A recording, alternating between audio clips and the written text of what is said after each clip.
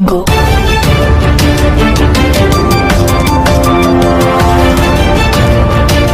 बर्तमान बड़ खबर पाणीपाग को नहीं बड़ सूचना नुआ अपडेट तेरे पुणी बात्या भय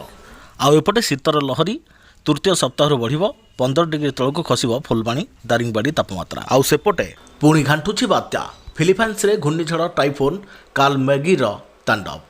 तेरे 241 जनकर मृत्यु एपटे राज्य में बढ़ुची थंडा आहरी बढ़ हाड़ भांग जाड़ जाना संपूर्ण डिटेल्स इनफर्मेशन पाणीपाग को नहीं ता पूर्व वीडियो को लाइक करूँ जदि पार्टी आपंकर सांगसाथी मानक भिडटी को सेयार करनी जदि फ्रेंड्स आपण मैंने आमर ये चैनल रे नुआ ही वीडियो देखुं पूर्व केबी सब्सक्राइब करना तेज निहाती चैनल को सब्सक्राइब करने सहित पाखे आसुवा बेल आइकन को बजाय रखता तेरे टाइफोन कालमेगी रचिला तांडव फिलिपाइन्स रे एहीपरि एक प्राकृतिक विपर्यय घटी यह घूर्णिझड़ सेठाकर स्थानीय बासिंदा जीवन और संपत्तिर बहुत क्षति करिछे घंटाप्रति 130 किलोमीटर बेगरे पवन घर भांगी देउछे फिलिपाइन्स अधिकारिक सूचना मुताबक एपर्यंत 241 जनकर मृत्यु होइछे या सहित अनेक निखोज अछन्ते तेरे परिस्थिति को दृष्टि रखी फिलिपाइन्स राष्ट्रपति फर्डिनांड आर मार्कोस जूनियर देश में जरूरीकालीन परिस्थिति घोषणा करछन्ते अधिकारी माने सूचना दैछन् जे घूर्णिझड़ पई अनेक लोक बेसहारा हो जाउछन्ते स्थानीय बासिंदा घर मध्य उजुड़ी पड़ुछे खाइबा पई खाद्य भी नाही समानक पाखरे एपर्यंत कौनसी प्रकार साहाय्य पहुँची नाही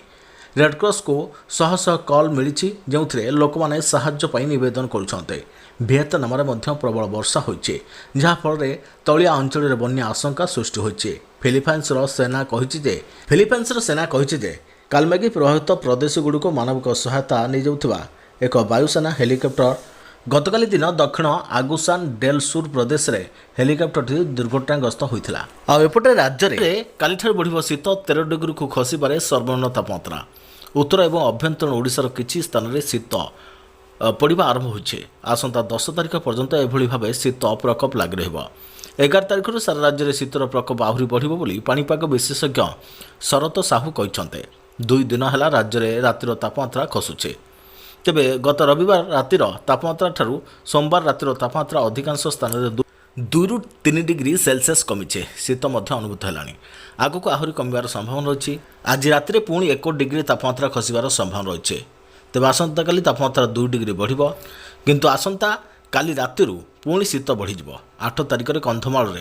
अनेक अंचल में तापमात्रा 13 डिग्री को खसबार संभावना रही राउरकेला 14 डिग्री संबलपुर में 16 डिग्री गजपति 15 डिग्री रातिर तापमात्रा है उपकूल ओडिशा भी शीत बढ़ बोली कृषि पाणीपाग विशारद डॉक्टर सुरेन्द्रनाथ पशुपालक सूचना देते आंचलिक पाणीपाग केन्द्र पूर्वानुमान अनुଯାयी गत 2 दिन भितर तापमात्रा 2 ରୁ 3 डिग्री सेल्सियस कमिब किंतु आगामी 6 ରୁ 7 दिन जाए राज्य में रातिर तापमात्रा कौन परिवर्तन होबार संभव नहीं तेज भुवनेश्वर में आगामी 24 घंटा जाए सर्वाधिक तापमात्रा 31 डिग्री और सर्वनिम्न तापमात्रा 21 डिग्री रहिबो